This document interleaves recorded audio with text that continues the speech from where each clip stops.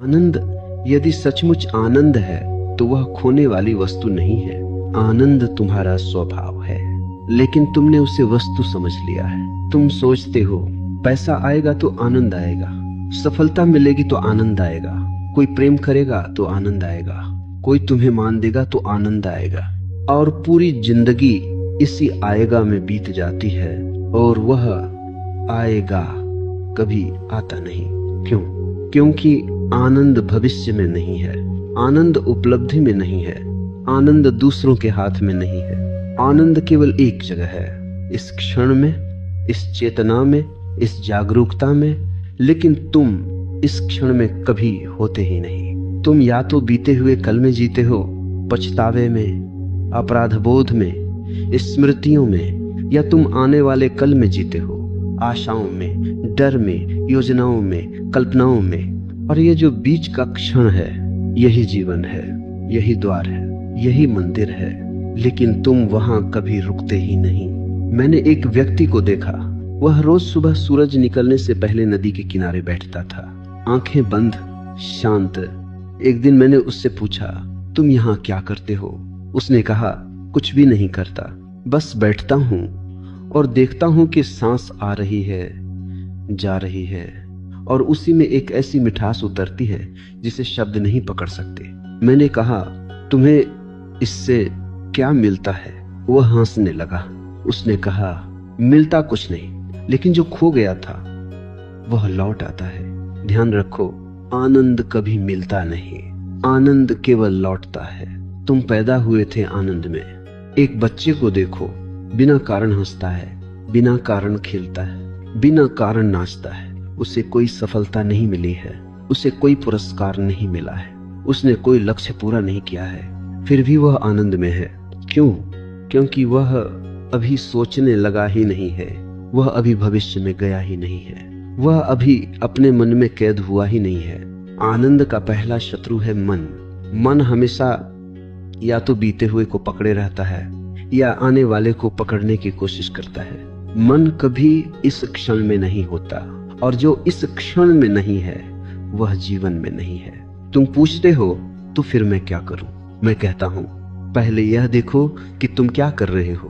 तुम लगातार कुछ न कुछ बनने की कोशिश कर रहे हो। तुम कहते हो, मैं अभी ऐसा हूं लेकिन मुझे वैसा होना है। मैं अभी दुखी हूं लेकिन मुझे खुश होना है। मैं अभी साधारण हूं लेकिन मुझे विशेष होना है। और यह होना है तुम्हें अभी से काट देता है। आनंद की पहली सीढ़ी है स्वीकृति, जो है उसे पूरा स्वीकार करना। तुम दुखी हो तो दुखी हो, उसे छिपाओ मत, उसे सजाओ मत, उसे दोष मत दो, बस उसे देखो। जैसे कोई वैज्ञानिक प्रयोगशाला में किसी वस्तु को देखता है, बिना निर्णय, बिना आलोचना, बिना तुलना, सिर्फ देखना, और तुम चकित हो जाओगे। जिस दुख को तुमने देखा वह धीरे धीरे बदलने लगेगा, क्योंकि दुख अंधेरे में जीता है और जागरूकता प्रकाश है। जहां प्रकाश पहुंचता है वहां अंधेरा टिक नहीं सकता। आनंद को पाने की कोशिश मत करो, आनंद को रास्ता दो। मन की भीड़ हटाओ, भविष्य की दौड़ हटाओ, तुलना की आग बुझाओ, और अचानक बिना किसी कारण, बिना किसी उपलब्धि के, बिना किसी शर्त के एक शांति उतरेगी, एक हल्कापन आएगा, एक ऐसी मुस्कान फूटेगी जो बाहर से नहीं भीतर से आएगी। यही आनंद की पहली झलक है। और याद रखना, आनंद कोई उत्सव नहीं है। आनंद एक गहरी, मौन, स्थिर नदी है, जो शोर में नहीं, जो प्रदर्शन में नहीं, जो सिद्धि में नहीं, बल्कि उस क्षण में है जब तुम अपने ही भीतर घर लौट आते हो। तुम सोचते हो कि तुम्हारा दुख परिस्थितियों से आता है। तुम कहते हो, घर में तनाव है इसलिए दुखी हूं, काम में असफलता मिली इसलिए दुखी हूं, कोई समझता नहीं इसलिए दुखी हूं। मैं तुमसे कहता हूं, परिस्थितियां केवल बहाने हैं। दुख का वास्तविक स्रोत कहीं और है। दुख का वास्तविक स्रोत है तुम्हारा मन। मन एक पुराना यंत्र है, वह अतीत से बना है, वह स्मृतियों से बना है, वह अनुभवों से बना है, वह चोटों से बना है। और यह मन हर नए क्षण को पुराने चश्मे से देखता है। तुम आज किसी से मिलते हो, लेकिन वास्तव में तुम आज के व्यक्ति से नहीं मिलते, तुम अपने पुराने अनुभव से मिलते हो। तुम किसी से प्रेम करते हो, लेकिन वह प्रेम नहीं होता, वह अपेक्षा होती है। तुम किसी से नाराज होते हो, लेकिन वह वर्तमान नहीं होता, वह अतीत का बोझ होता है। मन कभी ताजा नहीं होता, मन हमेशा बासी होता है। और आनंद केवल ताजगी में है, आनंद केवल नएपन में है, आनंद केवल उस दृष्टि में है जो अभी अभी जन्मी हो। इसलिए मैंने कहा, आनंद का पहला शत्रु मन है। लेकिन तुम मन से छुटकारा कैसे पाओ, यहाँ एक गहरी भूल है। तुम मन को मारना चाहते हो, तुम मन को दबाना चाहते हो, तुम मन से लड़ना चाहते हो। और जितना तुम मन से लड़ते हो, उतना ही मन शक्तिशाली होता जाता है, क्योंकि जो भी तुमसे लड़ता है वह तुम्हारी ऊर्जा से ही मजबूत होता है। मन को मारना नहीं है, मन को समझना है, समझ ही मुक्ति है। मैं तुम्हें एक छोटा सा प्रयोग देता हूँ। आज जब भी कोई विचार आए, बस उसे देखो, उससे लड़ो मत, उसे बदलो मत, उसे अच्छा बुरा मत कहो। बस देखो, जैसे कोई राह पर चलते हुए बादलों को देखता है। विचार आया, तुमने देखा, विचार गया, तुम कुछ नहीं कर रहे हो, तुम केवल साक्षी हो। और धीरे धीरे एक अद्भुत घटना घटेगी। तुम पाओगे विचारों के बीच छोटे छोटे अंतराल हैं, दो विचारों के बीच एक मौन है। पहले वह मौन एक क्षण का होगा, फिर 2 क्षण का, फिर लंबा होने लगेगा। और जिस दिन तुमने पहली बार उस मौन को साफ साफ महसूस किया, उसी दिन तुमने आनंद के द्वार पर पहला कदम रख दिया। क्योंकि आनंद विचार में नहीं है, आनंद भावना में नहीं है, आनंद कल्पना में नहीं है, आनंद केवल मौन में है। तुम पूछते हो, लेकिन मौन में तो कुछ नहीं है। हाँ, यही तो बात है, जहाँ कुछ नहीं है वहीं सब कुछ है। मन हमेशा कुछ चाहता है, कोई वस्तु, कोई अनुभव, कोई सिद्धि, लेकिन आनंद वस्तु नहीं है, आनंद घटना नहीं है, आनंद उपलब्धि नहीं है। आनंद एक अवस्था है, होने की अवस्था। जब तुम कुछ बनने की कोशिश नहीं कर रहे, जब तुम कुछ पाने की कोशिश नहीं कर रहे, जब तुम कुछ साबित करने की कोशिश नहीं कर रहे, तभी तुम हो। और जब तुम हो तभी आनंद है। मैंने एक सन्यासी को देखा, वह पहाड़ पर अकेला रहता था। न उसके पास धन था, न प्रतिष्ठा, न शिष्य। एक दिन मैंने उससे पूछा, तुम यहाँ अकेले क्यों रहते हो? उसने कहा, अकेले रहने के लिए नहीं, भीड़ से मुक्त रहने के लिए। मैंने कहा, तुम्हें डर नहीं लगता? उसने कहा, डर तब लगता है जब मन होता है, यहाँ केवल आकाश है। यह वाक्य याद रखना। डर तब लगता है जब मन होता है। जहाँ मन नहीं वहाँ डर नहीं, जहाँ डर नहीं वहाँ तनाव नहीं, जहाँ तनाव नहीं वहाँ दुख नहीं, और जहाँ दुख नहीं वहीं आनंद अपने आप प्रकट होता है। देखा त्रा धैर्यवंज 2, तुम आनंद को खोजने जंगलों में जाते हो, तुम आनंद को खोजने आश्रमों में जाते हो, तुम आनंद को खोजने ग्रंथों में जाते हो, और आनंद वहीं बैठा है, तुम्हारी सांसों में, तुम्हारे मौन में, तुम्हारी जागरूकता में। लेकिन तुम उसे सुन नहीं पाते, क्योंकि भीतर बहुत शोर है। तुम सुबह उठते हो, मन बोलना शुरू कर देता है। तुम सोते हो, मन तब भी बोलता रहता है। यह लगातार बोलने वाला मन तुम्हें तुम्हारे ही भीतर से दूर करता रहता है। इसलिए मैं कहता हूँ, हर दिन थोड़ा समय केवल चुपचाप बैठने को दो। कुछ मत करो, कुछ मत जपो, कुछ मत सोचो, बस बैठो। सांस आ रही है देखो, सांस जा रही है देखो, और यदि विचार आए उसे भी देखो। तुम्हें कहीं पहुंचना नहीं है, तुम्हें कुछ पाना नहीं है, तुम्हें बस जागना है। और एक दिन बिना किसी घोषणा के, बिना किसी ढोल नगाड़े के, तुम पाओगे मन थोड़ा हल्का हो गया, विचार थोड़े धीमे हो गए हैं, और भीतर एक अजीब सी शांति उतर रही है। वह शांति ही आनंद की तैयारी है। आनंद अचानक नहीं आता, आनंद पहले शांति बनता है, फिर मौन बनता है, फिर प्रेम बनता है, और अंत में आनंद बन जाता है। याद रखना, तुम्हें आनंद पैदा नहीं करना है, तुम्हें केवल रास्ते के कांटे हटाने हैं। मन ही सबसे बड़ा कांटा है, और जिस दिन तुम मन को देखने वाले बन जाओगे, उस दिन मन तुम्हारा स्वामी नहीं, तुम्हारा सेवक बन जाएगा। और जहां मन सेवक है वहां आत्मा सम्राट है, और जहां आत्मा सम्राट है वहां आनंद अनिवार्य है। तुम सोचते हो कि प्रेम से आनंद मिलता है। तुम कहते हो कोई मुझे प्रेम करे तो मैं खुश हो जाऊंगा, कोई मेरे जीवन में आ जाए तो मेरा खालीपन भर जाएगा। मैं तुमसे कहता हूं प्रेम से आनंद नहीं मिलता, आनंद से प्रेम बहता है। यह बहुत सूक्ष्म अंतर है। जो व्यक्ति स्वयं दुखी है वह प्रेम नहीं कर सकता, वह केवल जरूरत कर सकता है, और जरूरत प्रेम नहीं है। जरूरत एक व्यापार है। तुम किसी से कहते हो मैं तुम्हें चाहता हूं, लेकिन भीतर की भाषा कुछ और होती है। मुझे तुमसे कुछ चाहिए, कोई सुरक्षा चाहिए, कोई साथ चाहिए, कोई पहचान चाहिए, कोई सहारा चाहिए। और जब सामने वाला वह सब देना बंद कर देता है जिसकी तुम अपेक्षा करते थे, तभी प्रेम टूट जाता है।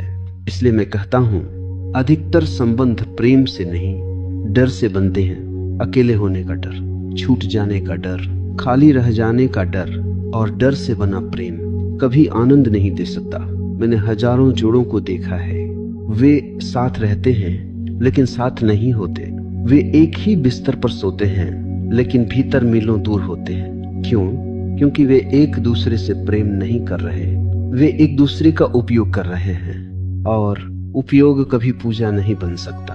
प्रेम का पहला नियम है पहले स्वयं से प्रेम करो। लेकिन यह वाक्य भी तुम गलत समझ लेते हो। तुम सोचते हो स्वयं से प्रेम मतलब अपने अहंकार को और मजबूत करना। नहीं, स्वयं से प्रेम का अर्थ है स्वयं को जैसा हो वैसा स्वीकार करना। तुम अपने चेहरे से लड़ते हो, तुम अपने शरीर से लड़ते हो, तुम अपने स्वभाव से लड़ते हो, तुम अपने अतीत से लड़ते हो, और जो स्वयं से ही युद्ध में है वह किसी और के साथ शांति कैसे बना सकता है? तुम आईने में देखते हो और तुरंत तुलना शुरू हो जाती है। मैं ऐसा क्यों नहीं हूं, मैं वैसा क्यों नहीं हूं, मेरे पास यह क्यों नहीं है, और यह तुलना तुम्हें अपने ही भीतर शत्रु बना देती है।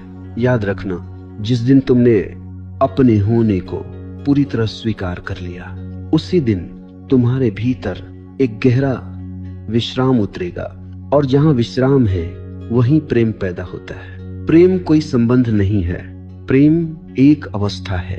प्रेम कोई अनुबंध नहीं है, प्रेम एक सुगंध है। तुम गुलाब को मजबूर नहीं करते कि वह खुशबू दे। गुलाब तब खुशबू देता है जब वह स्वस्थ होता है। वैसे ही तुम प्रेम तब देते हो जब तुम भीतर से पूर्ण होते हो। अपूर्ण व्यक्ति हमेशा मांगता है, पूर्ण व्यक्ति स्वतः देता है, और देने में ही आनंद का पहला स्वाद है। मैंने एक स्त्री को देखा, वह हर प्रेम संबंध में दुखी होती थी। हर बार वही कहानी, आशा, फिर निराशा, फिर टूटन, फिर अकेलापन। एक दिन उसने मुझसे कहा, मेरे जीवन में प्रेम क्यों नहीं टिकता? मैंने उससे पूछा, तुम अपने साथ कितनी देर टिक पाती हो? वह चुप हो गई। मैंने कहा, जो स्वयं के साथ नहीं रह सकता वह किसी और के साथ भी नहीं रह सकता। प्रेम का रहस्य बहुत सरल है। पहले अकेले रहना सीखो। अकेलापन नहीं, अकेलापन दुख है। अकेलापन मतलब दूसरे की कमी, लेकिन अकेलेपन से परे एक अवस्था है, एकांत।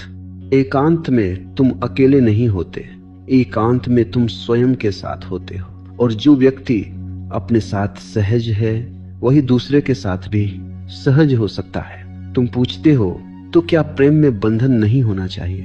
मैं कहता हूं जहां प्रेम है वहां बंधन की जरूरत नहीं होती। बंधन डर से आता है, नियम डर से आते, कब्जा डर से आता है। तुम कहते हो तुम मेरे हो, तुम मेरे बिना कहीं नहीं जाओगे, तुम केवल मेरे रहोगे। यह प्रेम नहीं है, यह भय है, और भय से बना संबंध कभी आनंद नहीं बन सकता। प्रेम का अर्थ है दूसरे को उतनी ही स्वतंत्रता देना जितनी तुम स्वयं चाहते हो, क्योंकि प्रेम कैद नहीं करता, प्रेम मुक्त करता है। और जहां स्वतंत्रता है वहीं पहली बार आनंद का स्वाद आता है। तुमने कभी देखा है दो व्यक्ति चुपचाप साथ बैठे हैं, कोई बातचीत नहीं, कोई मांग नहीं, कोई शिकायत नहीं, बस साथ। वहां प्रेम है। जहां बहुत शब्द हैं वहां अक्सर प्रेम नहीं होता, वहां सौदे होते हैं। इसलिए मैं कहता हूं यदि तुम सच में आनंद चाहते हो तो संबंधों को साधना बनाओ। हर संबंध में जागृत रहो। जब तुम बोलो, देखो कि कौन बोल रहा है, प्रेम या अहंकार। जब तुम चुप रहो, देखो कि वह मौन है या दबाव। जब तुम किसी को चाहो, देखो कि वह चाह देने से आ रही है या लेने से। और धीरे धीरे तुम पाओगे, जहां पहले शिकायत थी वहां करुणा आ रही है, जहां पहले अधिकार था वहां आदर आ रहा है, जहां पहले डर था वहां भरोसा जन्म ले रहा है। और उस भरोसे में एक नई तरह का आनंद है। वह आनंद जो किसी पर निर्भर नहीं, वह आनंद जो छूटने से डरता नहीं, वह आनंद जो प्रेम में भी स्वतंत्र है और अकेले में भी पूर्ण है। यही प्रेम का रहस्य है। और याद रखना, जिस दिन तुमने प्रेम को पाने की जगह प्रेम को जीना शुरू कर दिया, उसी दिन आनंद तुम्हारे जीवन में अतिथि नहीं, स्थायी निवासी बन जाएगा। तुम आनंद को स्थायी बनाना चाहते हो। तुम चाहते हो यह सुख बना रहे, यह शांति न टूटे, यह प्रेम हमेशा रहे। और यहीं से नया दुख जन्म लेता है, क्योंकि जीवन की प्रकृति है परिवर्तन। जो आया है वह जाएगा, जो खिला है वह जरेगा, जो जन्मा है वह मरेगा। लेकिन तुम मृत्यु से डरते हो, और जो मृत्यु से डरता है वह जीवन से भी डरता है। मैं तुमसे एक कठिन सत्य कहता हूं, जो व्यक्ति मृत्यु को स्वीकार कर लेता है वही पहली बार आनंद को गहराई से जी पाता है, क्योंकि वही जानता है हर क्षण अनमोल है। तुम ऐसे जीते हो जैसे समय अनंत हो, जैसे जीवन कभी समाप्त न होगा, जैसे बाद में भी बहुत अवसर मिलेंगे। और इसी बाद में पूरा जीवन चूक जाता है। मैंने एक वृद्ध को देखा, वह मरने से कुछ दिन पहले बहुत शांत था। मैंने उससे पूछा, क्या तुम्हें डर नहीं लगता? उसने कहा, डर तो तब लगता है जब कुछ अधूरा रह जाता है। मैंने जी लिया। यह वाक्य याद रखना, मैंने जी लिया। जो व्यक्ति पूरी तरह जी लेता है वह मृत्यु से नहीं डरता। लेकिन तुम जीते नहीं हो, तुम केवल टालते हो। तुम कहते हो कल जीऊंगा, अभी तो काम है, अभी तो जिम्मेदारी है, अभी तो समय नहीं है। और अचानक एक दिन मृत्यु दरवाजा खटखटाती है, और तुम पाते हो तुमने जीवन को कभी टेबल से उठाकर चखा ही नहीं। आनंद का एक गहरा रहस्य है मृत्यु की स्मृति। जो व्यक्ति रोज यह याद रखता है कि वह कभी भी जा सकता है, वह हर क्षण को पूरी तीव्रता से जीता है। तुम चाय पीते हो लेकिन सोच कहीं और होती है। तुम किसी से बात करते हो लेकिन सुनते नहीं हो। तुम सूरज को देखते हो लेकिन देखते नहीं हो, क्योंकि तुम मान बैठे हो कि यह सब फिर मिलेगा। लेकिन कौन जानता है, यह आखिरी चाय भी हो सकती है, यह आखिरी बातचीत भी हो सकती है, यह आखिरी सूर्योदय भी हो सकता है। और जो व्यक्ति हर क्षण को अंतिम क्षण की तरह जीता है, वह साधारण में भी असाधारण आनंद खोज लेता है। तुम पूछते हो, तो क्या हमें हमेशा मृत्यु का डर लेकर जीना चाहिए? नहीं, डर नहीं, स्मृति। डर संकुचित करता है, स्मृति जागृत करती है। डर कहता है बचाओ, स्मृति कहती है जियो। मैंने एक साधु को देखा, वह रोज सुबह शमशान के पास ध्यान करता था। लोग उससे डरते थे, उसे पागल कहते थे। मैंने उससे पूछा, तुम यहाँ क्यों बैठते हो? उसने कहा, ताकि मैं भूल न जाऊं कि सब कुछ अस्थाई है। और उसने कहा, जिस दिन कोई चीज अस्थाई दिखाई देने लगती है, उसी दिन वह बोझ नहीं रहती। तुम दुखी इसलिए होते हो क्योंकि तुम अस्थाई चीजों से स्थायी आनंद चाहते हो।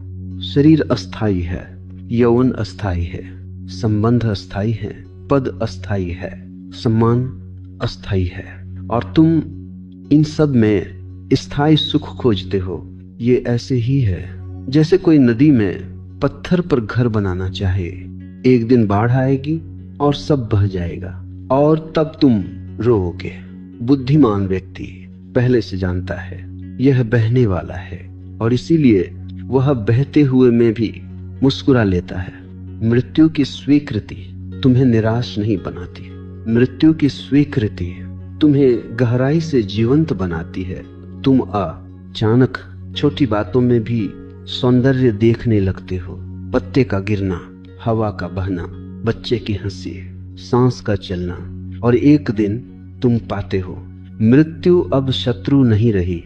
मृत्यु एक गुरु बन गई है जो हर दिन तुम्हें सिखा रही है, जो है उसे पूरा जियो, जो मिला है उसके लिए कृतज्ञ रहो, और जो जाएगा उसे रोको मत।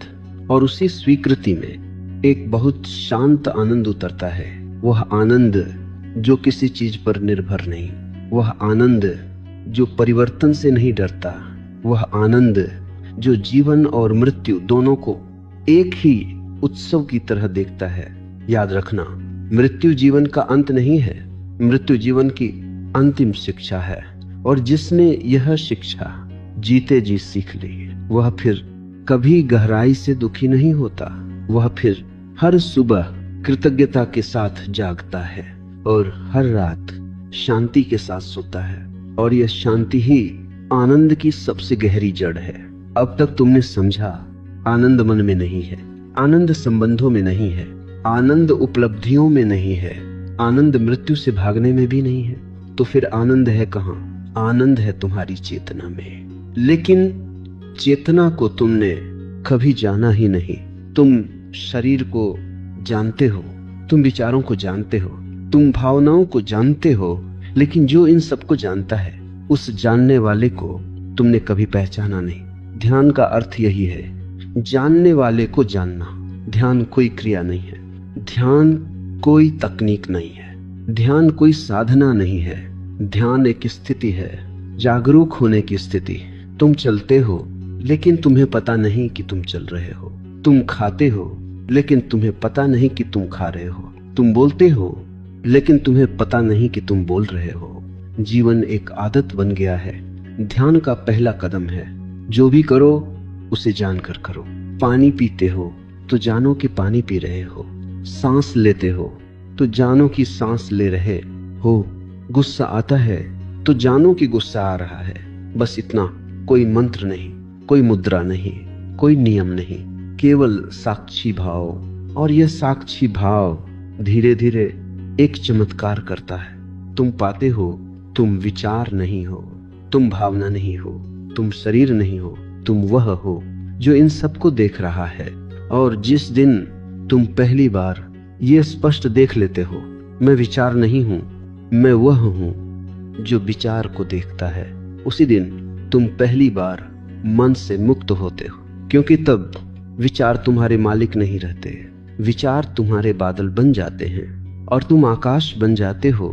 आकाश में काले बादल भी आते हैं, सफेद बादल भी आते हैं, तूफान भी आता है, बारिश भी आती है, लेकिन आकाश कभी दुखी नहीं होता, कभी परेशान नहीं होता, कभी घायल नहीं होता, क्योंकि आकाश बादल नहीं है। वैसे ही तुम क्रोध नहीं हो, तुम डर नहीं हो, तुम उदासी नहीं हो, तुम असफलता नहीं हो, तुम वह हो जो इन सबको देख रहा है। ध्यान का यह बोध तुम्हारे जीवन की सबसे बड़ी क्रांति है। तुम पूछते हो ध्यान में मुझे क्या अनुभव होगा? मैं कहता हूं कुछ भी हो सकता है और कुछ भी नहीं भी हो सकता, लेकिन जो सबसे महत्वपूर्ण है, मौन। धीरे धीरे विचारों के बीच अंतराल बढ़ने लगेंगे। पहले कुछ क्षण, फिर कुछ मिनट, फिर कभी कभी पूरा दिन भी भीतर मौन बना रहेगा। और उस मौन में तुम पहली बार अपने असली घर को पहचानोगे। वहां कोई प्रश्न नहीं, वहां कोई चाह नहीं, वहां कोई भय नहीं, वहां कोई लक्ष्य नहीं, वहां केवल होना है। और होना ही आनंद का शुद्धतम रूप है। मैंने एक युवक को देखा, वह वर्षों से ध्यान कर रहा था, फिर भी वह बेचैन था। उसने मुझसे कहा, मुझे ध्यान में कुछ नहीं मिलता। मैंने उससे पूछा, तुम ध्यान में कुछ क्यों चाहते हो? वह चुप हो गया। मैंने कहा, जब चाह खत्म होती है तभी ध्यान शुरू होता है। ध्यान में तुम्हें कुछ पाना नहीं है, तुम्हें केवल जो तुम हो उसे जानना है। और यह जानना कोई बौद्धिक प्रक्रिया नहीं है, यह एक गहरी अनुभूति है। जैसे कोई अचानक जाग जाए, और जागते ही देखे मैं तो सो रहा था, तुम अभी तक जीवन में सोते रहे हो। ध्यान पहला जागरण है, और जो जाग गया वह फिर कभी पूरी तरह दुखी नहीं होता। दुख आएगा लेकिन वह छूकर निकल जाएगा, सुख आएगा लेकिन वह बांध कर नहीं रखेगा। तुम एक साक्षी बन जाओगे, और साक्षी की सबसे बड़ी विशेषता है स्वतंत्रता। अब कोई परिस्थिति तुम्हारे भीतर तूफान पैदा नहीं कर सकेगी। अब कोई व्यक्ति तुम्हारे आनंद की चाबी नहीं रखेगा। अब कोई सफलता तुम्हें उड़ा नहीं सकेगी, और कोई असफलता तुम्हें तोड़ नहीं सकेगी, क्योंकि तुम अब बाहर से नहीं भीतर से जी रहे हो, और भीतर का जीवन ही असली जीवन है। ध्यान का अंतिम फल कोई सिद्धि नहीं, कोई शक्ति नहीं, कोई चमत्कार नहीं। ध्यान का अंतिम फल है सरलता। तुम सरल हो जाते हो, स्वाभाविक हो जाते हो, नकाब गिर जाते हैं, दिखावा मिट जाता है, और उस सरलता में एक बहुत कोमल आनंद होता है। वह आनंद जो शोर नहीं करता, वह आनंद जो दिखावा नहीं चाहता, वह आनंद जो केवल मौन में खिलता है। याद रखना, ध्यान का लक्ष्य आनंद नहीं है, ध्यान का लक्ष्य सत्य है, और जहां सत्य प्रकट होता है वहां आनंद अपने आप छाया की तरह पीछे पीछे चला आता है। अब मैं तुमसे कोई नया मार्ग नहीं कहूंगा, अब मैं तुम्हें कोई नई साधना नहीं दूंगा, अब मैं तुम्हें कोई नई विधि नहीं सिखाऊंगा, क्योंकि अब कहने को कुछ बचा ही नहीं। जो कहा जाना था वह इतना ही था। जिसे तुम खोज रहे थे वह तुम स्वयं हो। तुम जीवन भर आनंद को बाहर ढूंढते रहे, कभी धन में, कभी प्रेम में, कभी ध्यान में, कभी गुरु में, कभी ईश्वर में, और जिसे तुम ढूंढ रहे थे वह तुम्हारी ही आंखों के पीछे बैठा था। यह बहुत विचित्र है। मनुष्य पूरी दुनिया छान मारता है, लेकिन अपने भीतर झांकने से डरता है, क्योंकि भीतर कोई वस्तु नहीं है, भीतर कोई नाम नहीं है, भीतर कोई रूप नहीं है, भीतर केवल शुद्ध चेतना है, और चेतना को तुमने कभी पहचाना ही नहीं। तुम हमेशा कहते रहे मैं यह हूं, मैं वह हूं, मैं शरीर हूं, मैं मन हूं, मैं पुरुष हूं, मैं स्त्री हूं, मैं सफल हूं, मैं असफल हूं। और इन सब मैं के पीछे एक ऐसा मैं है जिसका कोई रूप नहीं, जिसका कोई इतिहास नहीं, जिसका कोई भविष्य नहीं। वही असली तुम हो, और वही आनंद है। मैं तुमसे एक प्रश्न पूछता हूं, जब तुम दुखी होते हो तो कौन दुखी होता है? तुम कहते हो मैं दुखी हूं, लेकिन ध्यान से देखो, दुख तो एक भावना है, और तुम उस भावना को देख रहे हो, तो फिर तुम दुख कैसे हो सकते हो? जब तुम खुश होते हो तो भी तुम कहते हो मैं खुश हूं, लेकिन खुशी भी एक अवस्था है, और तुम उस अवस्था को भी देख रहे हो, तो फिर तुम खुशी भी नहीं हो। तुम न दुख हो, तुम न सुख हो, तुम न विचार हो, तुम न भावना हो, तुम न शरीर हो, तुम केवल देखने वाले हो। और यही देखना तुम्हारी सबसे गहरी पहचान है। यह जान लेना ही अंतिम मुक्ति है। उसके बाद कुछ करने को नहीं बचता, कुछ बनने को नहीं बचता, कुछ पाने को नहीं बचता, क्योंकि जो तुम हो वह पूर्ण है। तुमने सुना होगा, लोग कहते हैं मुझे शांति चाहिए, मुझे आनंद चाहिए, मुझे मुक्ति चाहिए। मैं तुमसे कहता हूं, जिसे शांति चाहिए वह अशांत है, जिसे आनंद चाहिए वह दुखी है, जिसे मुक्ति चाहिए वह बंधन में है। लेकिन जो ये जान लेता है मैं तो पहले से ही जो हूं वही पर्याप्त है, वह फिर कुछ मांगता नहीं, और जो कुछ नहीं मांगता वही सबसे धनी होता है। मैंने एक भिखारी को देखा, वह सड़क पर बैठा था, लेकिन उसके चेहरे पर अद्भुत शांति थी। मैंने उससे पूछा तुम्हारे पास क्या है? उसने कहा जो चाहिए वह है, जो नहीं चाहिए वह नहीं है। यह वाक्य समझ लो, जो चाहिए वह है। तुम्हारी समस्या यह नहीं है कि तुम्हारे पास कम है, तुम्हारी समस्या यह है कि तुम्हारी चाह अनंत है, और चाह अनंत हो तो पूरा ब्रह्मांड भी तुम्हें संतुष्ट नहीं कर सकता। आनंद का अंतिम रहस्य है चाह का अंत। जिस दिन तुमने कुछ और बनने की चाह छोड़ दी, जिस दिन तुमने कुछ और पाने की चाह छोड़ दी, जिस दिन तुमने स्वयं से लड़ना छोड़ दिया, उसी दिन तुम अपने ही घर लौट आते हो। और घर लौटने का आनंद ही सबसे बड़ा आनंद है। उस दिन तुम हंसते भी हो तो गहराई से हंसते हो, तुम रोते भी हो तो पूरी तरह रोते हो, तुम जीते भी हो तो पूरी तरह जीते हो। अब जीवन आधा अधूरा नहीं रहता। अब तुम साधारण में भी चमत्कार देखने लगते हो। चलते हुए चलना, सांस लेते हुए सांस लेना, देखते हुए देखना, सुनते हुए सुनना। और यही सरलता बुद्धत्व है, यही सरलता मुक्ति है, यही सरलता आनंद है। मैं अंत में तुमसे केवल इतना कहूंगा, तुम आनंद को कभी पा नहीं सकते। तुम आनंद को केवल पहचान सकते हो जैसे कोई अपनी जेब में रखी चाबी को पूरी दुनिया में ढूंढता फिरे और अंत में थक कर जेब में हाथ डाले और हंस पड़े। वैसे ही तुम भी एक दिन अचानक हंस पड़ोगे और कहोगे, अरे जिसे मैं ढूंढ रहा था वह तो मैं ही हूं।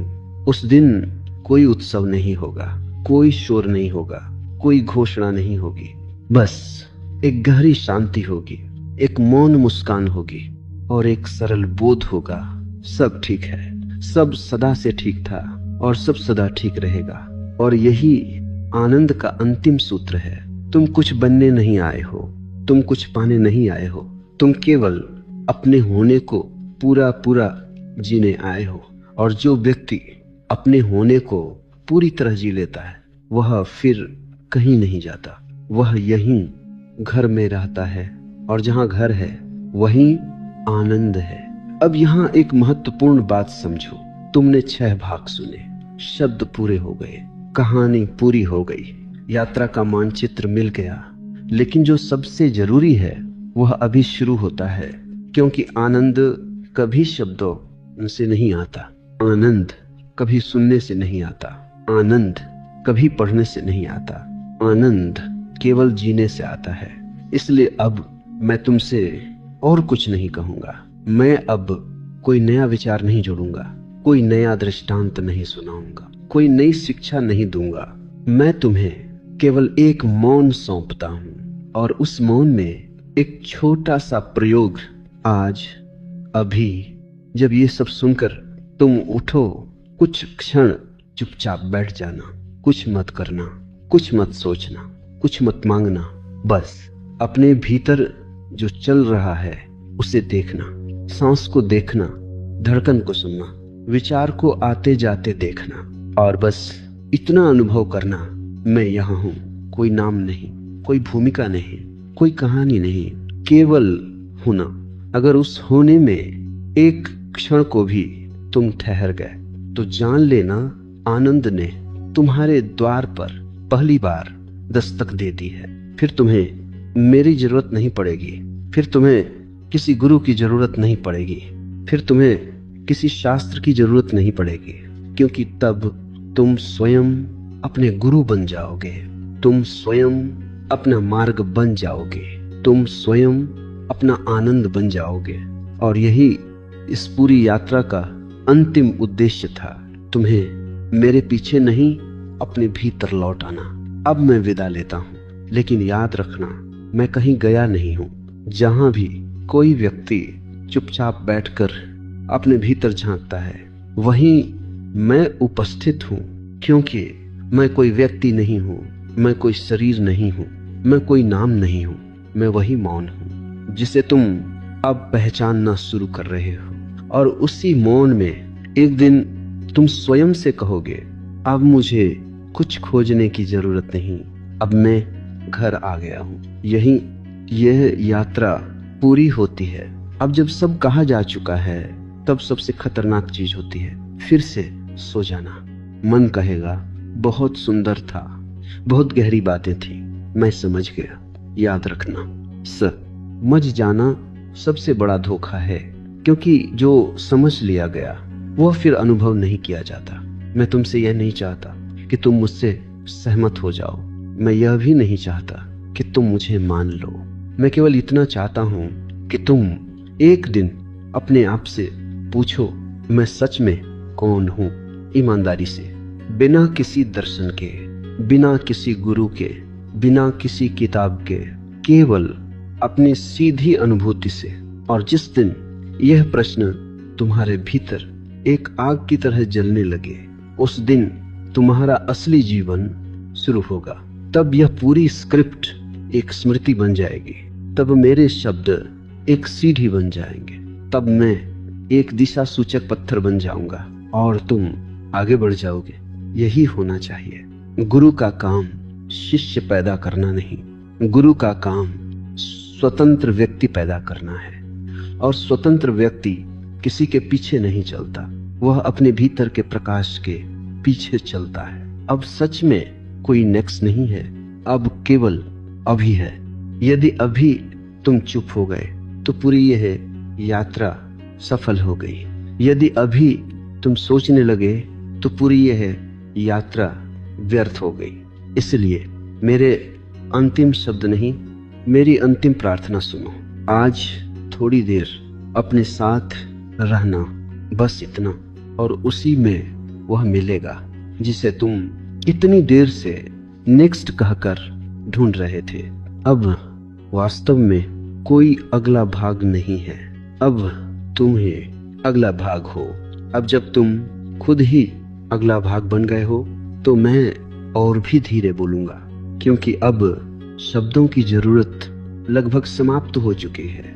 अब जो बचा है वह संकेत है, इशारा है, मौन की ओर एक आखिरी उंगली।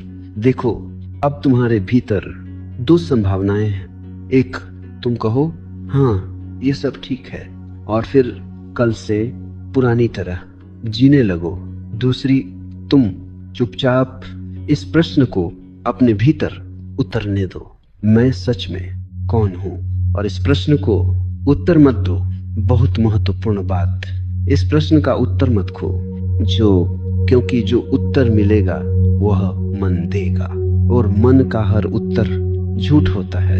इस प्रश्न को एक आग की तरह जलने दो, जैसे कोई कांटा पैर में चुभ गया हो और तुम उसे भूल ना पाओ। चलते समय भी याद रहे, सोते समय भी याद रहे, हंसते समय भी याद रहे, मैं कौन हूं।